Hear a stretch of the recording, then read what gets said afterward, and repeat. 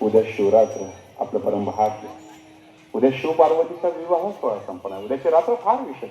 मी तर सांगेल, उद्या तुम्ही कीर्तन ऐकल्याच्या नंतर संध्याकाळच्या रात्रभरामध्ये जेवढं आपलं वय, जेवढं आपलं वय, जेवढं आपलं एज, तेवढ्या फक्त ओम नमः शिवायचा जप करा.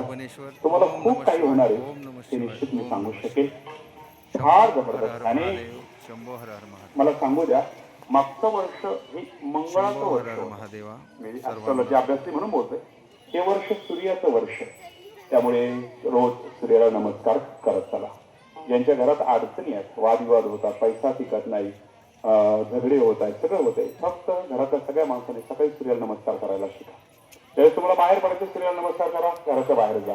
हे वर्ष सूर्याचं आहे आणि म्हणून सूर्य आराधना वाढवा. तुम्हाला खूप काही गोष्टी ऑटोमॅटिक जाणवतील. रोज बाबांना धोके फार डेंजर आहेत.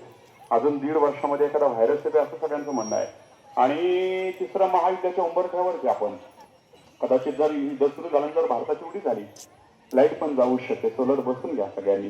कारण जर युद्ध झालं आणि जर लाईटचं जिथं मूळ प्रोजेक्ट आहे तो जर नष्ट झाला, तुम्हाला वीज येणार कुठून?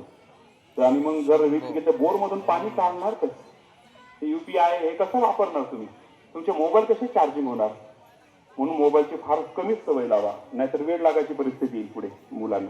मोबाईल कमी वापरा, निसर्गाशी टच राहा. व्हायरस असा येतोय, तो व्हायरस त्याच्यावर काम करू शकणार नाही जो रोज मेडिटेशन करतोय.